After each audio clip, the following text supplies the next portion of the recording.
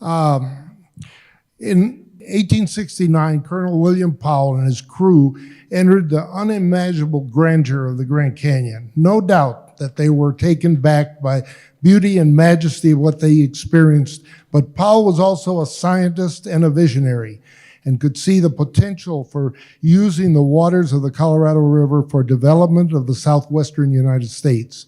From 1886 to 1894, Powell would become director of the U.S. Geological Survey, an early precursor to the Bureau of Reclamation, who would become the federal agency that would regulate and manage the Colorado River. Powell died in 1902, but his dream of developing the Southwest continued into the future. In a relatively short period of time, the federal government moved forward with development of the resources of the Colorado River. A major step in this development started with the signing of the Colorado River Compact, 1922, and moved significantly to 1968, where the authorization for the construction of the Central Arizona Project in a relatively short 46-year period of time, the history was made and the bountiful resources of the Colorado were fully allocated for use in southwestern development, which included construction of two of the largest dams and reservoirs in the world, Hoover and Glen Canyon. 7 states are in the Colorado River Basin, and the Colorado River begins in Wyoming, flows through those states, and enters Mexico near Yuma, Arizona. Once it flowed to the Pacific Ocean, today it ends at the border where Marrios Dam diverts water in accordance with treaties with Mexico. In 2014, for a short period of time, for a few short weeks in spring, Colorado River was allowed to flow past the border to the Pacific Ocean. These releases were called pulse flows, and were released as part of an international agreement with Mexico. A 2010 earthquake in northern Mexico had damaged irrigation systems in Mexico, resulting in their inability to take all of their Colorado River allocation. Consequently, water was made available for these experimental uses. The Colorado River resources are managed by the Bureau of Reclamation. Let me go through this. And are ruled and guided by the law of the river, a set of compacts, agreements, contracts, international treaty, state and federal legislation, court decisions, and federal administration rules in the overriding rules for managing the Colorado River resources. In 1922, Colorado River Compact was completed and became the cornerstone for the law of the river. Arizona was the only state that did not sign on to the compact.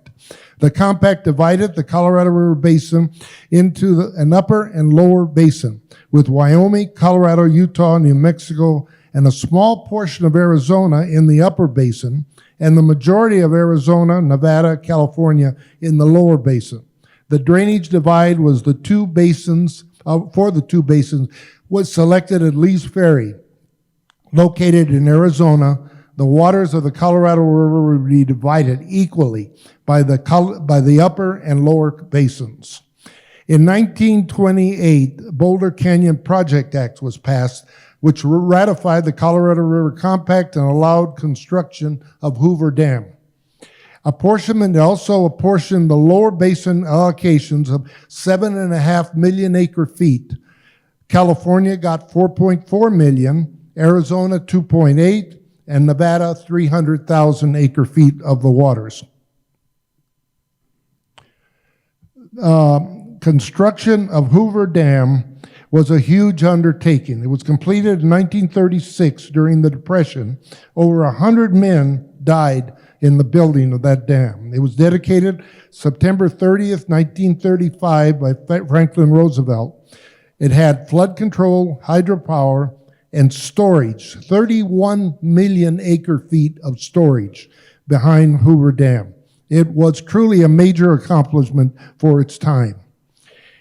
Arizona was never pleased with the agreements. Arizona provided most of the added flow for the lower basin through the Little Colorado River, the Bill Williams River, and from the Gila River. California provided no added flow and was getting the majority of the allocation. California was taking large diversions from the Colorado River, and in the 1930s, they decided to take additional flows from the Colorado River through construction of the Metropolitan Water District Aqueduct to meet the expanding growth of Los Angeles. In order to accomplish this, they needed to construct the construction of Parker Dam on the Colorado River at a location near Parker, Arizona. California received congressional approval for the dam construction, which infuriated Arizona. In 1934, Arizona Governor Benjamin Moore sent the Arizona National Guard to the Colorado River to stop construction of the dam. Nellie T. Bush was an attorney and state legislator representing the Parker, Arizona area. She also ran a ferry on the Colorado River between Arizona and California. And some say the National Guard put a machine gun on her ferry.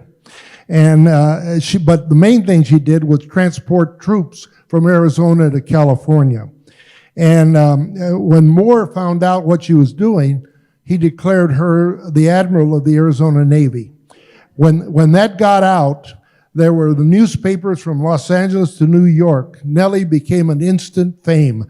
Nellie Bush, admiral of the Arizona Navy.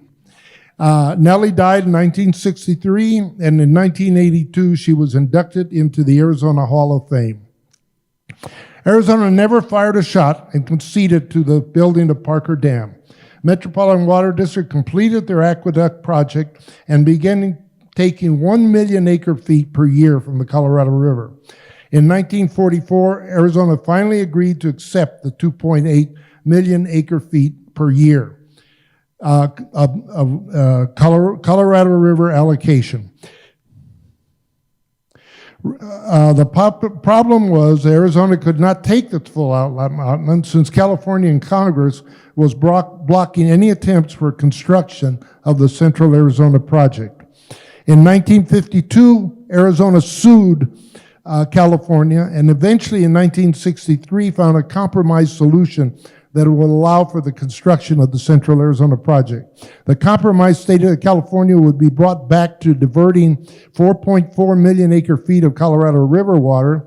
Arizona would be held to their 2.8 million acre-feet allocation, but if there were any river shortages, it would come from Arizona's allocation.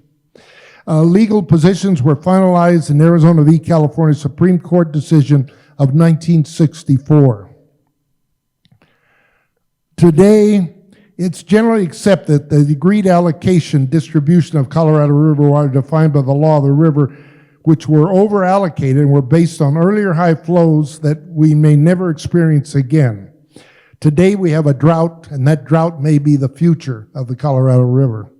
But on the positive side, it did open the way for the Central Arizona Project and for the 1968 congressional authorization to build the Central Arizona Project. In the interim years, there were several new stipulations added to the law of the river, and to discuss each would take lots of time. I will only summarize a few of the additions that I consider the most relevant in this paper. One, 1944, the Mexican Water Treaty, which we agreed to deliver 1.5 million acre-feet to Mexico. Then in 1974, the Colorado River Basin Salinity Control Act, which the United States agreed to improve the quality of water being delivered to Mexico. And to answer that, in 1992, we built the Yuma desalting plant. 1948, the Upper Colorado River Basin Compact, which allocated the different percentages of water to the upper basin. Colorado got 51.75%, New Mexico 11.25%, Utah 23%, Wyoming 14%, and Arizona, the part of Arizona that's in the upper basin, got 50,000 acre-feet. In 1956, the Colorado River Storage Project allowed for the construction of Glen Canyon Dam. The Glen Canyon Dam was to to construct a major dam located just outside of what one might consider the Grand Canyon area. In 1963, Glen Canyon was completed, and Lake Powell was correspondingly created with the anticipated capacity of 27 million acre-feet of storage. Glen Canyon Dam joined Hoover Dam to become two of the largest storage facilities in the world. However, there were differences between the two structures. Hoover was built early in the dam building history, and engineers were very cautious on the design. When in doubt, add concrete. It was built on solid rock, while Glen Canyon was a concrete arch gravity dam built on sandstone, not particularly good for use in dams foundation, and was heavily engineered to use less concrete. In 1983, a large flood occurred. A large flood occurred on the upper Colorado River Basin and caused problems at Glen Canyon Dam. Many feared possible failure of Glen Canyon Dam. The dam spillway was heavily damaged and potentially could have caused failure of the dam. Both dams provided hydroelectric power, flood control, and water storage. These two dams provided huge water storage opportunities and represented the majority of storage for the entire Colorado River system. At design, the two storage facilities could store as much as 58 million acre-feet of storage. The construction of Glen Canyon Dam was controversial, and when proposed was objected to by many environmental groups. Today, environmental groups still argue for removal of the dam. The reservoir area included many historical and prehistoric sites and unique environmental features that were inundated by the advancing reservoir. The original plan considered Glen Canyon Dam as a faucet controlling river releases from the upper basin to the lower basin. As an important part of the law of the river is management of the river to ensure equal distribution of the 7.5 million acre-feet compact allocation.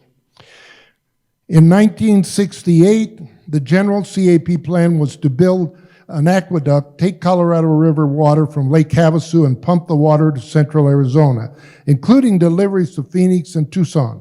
Parker Dam was needed to provide an elevated water level that would allow diversion from Lake Havasu into the CAP aqueduct. Ironically, this is the same dam that Arizona sent the National Guard to stop the construction in 1934. The original plan included two dams in the Grand Canyon, and four in Arizona and one in New Mexico. Bridge Canyon and Marble Canyon were the two dams proposed in the Grand Canyon. Orme, Charleston, Sasko Buttes were in Arizona, and Hooker in New Mexico. None of these dams were ever built. To pump the water from Lake Havasu to central Arizona would require use of large amounts of electricity. Any CAP plan to pump large amounts of water to central Arizona would also require an accompanying source of affordable electricity. Bridge Canyon Dam, also known as Wallapai Dam, and Marble Canyon Dam, also known as Redwall Dam, would both provide hydroelectric energy to pump the Colorado River into the interior of Arizona. Both dam sites had been studied since the 1920s, but the movement of the CAP legislation brought both proposed dams to the forefront. Hoover and Glen Canyon dams were both built on what might be considered the edge of the Grand Canyon. But Bridge and Marble Canyon were to be built in the heart of what we consider the Grand Canyon. As a result, the environmental community launched a major campaign against construction of these two proposed dams. Both dams would have negatively impacted Grand Canyon features of major environmental significance. Bridge Canyon could have impacted lower Havasu Creek, famed for its travertine formation, lava falls, the most spectacular rapids on the Colorado River. Marble Canyon could have impacted Redwall Cavern and Vasey's Paradise. One of the Marble Canyon proposals also included construction of a 38-mile tunnel starting at Marble Canyon site and exiting at Kanab Creek. No doubt this plan would have caused significant environmental damage. Today, it would be difficult to propose construction of dams on the Grand Canyon. But, however, recently a Phoenix-based company called Pumped Hydro Storage has filed for a permit to build 2 dams in the lower Colorado River Gorge, an area considered part of the Grand Canyon, including lands considered sacred to both Navajo and Hopi people. The environmental community, led by the Sierra Club, launched a major blitz against the construction of Marble and Bridge Canyon. No doubt there were many media attacks against these dams, but I remember 2 in particular that stayed with me over the years. One of them, a full-page ad on the New York Times showing the entire Grand Canyon underwater. And the other was a building of, the Bureau said that we could have people could see areas of the Grand Canyon you never saw before, and so, the environmental answer was, should we flood the Sistine Chapel so you could see the roof? Under continued pressure to not build these 2 dams, the Bureau began looking for alternatives. I'm going to skip through, and what they did was they looked at, the Bureau of Reclamation was a partner to a proposed Navajo power plant, and they needed the CAP, the power from that, and Navajo power plant included 5 partners, of which the Bureau was only part of it. The coal-powered plants are considered a source of pollution, and the same environmental groups who did not oppose the Navajo power plant construction would later oppose the same power plant in 2020. Power plants using natural gas were found to provide cheaper electricity than the Navajo power plant. As a result, the Navajo power plants were closed in 2020. It was always known the CAP was essential to continued development of Central Arizona. Early Arizona knew the importance of building the CAP. It was generally accepted the authorization of CAP was for Arizona to have the right to use 2.8 million. We now know that the original allocations were not correct and allocated more water than will be available. If you match this with the Arizona v. California agreement, where Arizona agreed to take any future shortages, and that Arizona's groundwater supply continues to be depleted while Arizona continues to grow to an astounding rate, it's not difficult to see why Arizona has a problem.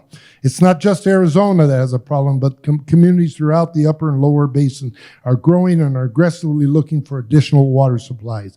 In general, upper basin development has been much slower than lower basin. However, Utah is discussing a plan to construct a pipeline from Lake Powell to southern Utah, primarily to meet continuing growth in the St. George area. A plan to divert additional water from the river is not being met with enthusiastic support. One more diversion on an already over-allocated river will be controversial. The problem is that the Colorado River cannot provide the water needed to provide water for future lower and upper basin development. Yet politicians and developers continue to push for continued growth without identifying where the water will come from. It's like a fast-moving vehicle. Go back. It's like a fast-moving vehicle for a cliff, heading for a cliff, and the driver tells the passenger not to worry, I have everything under control. Either we stop the vehicle of growth or we slow down until we find a future source of water. That will sustain our future growth. It's been 152 years since Powell entered the Grand Canyon. Maybe it's time for new exploration, and maybe it's time for us to look at the ocean and maybe look at desalinization. Thank you.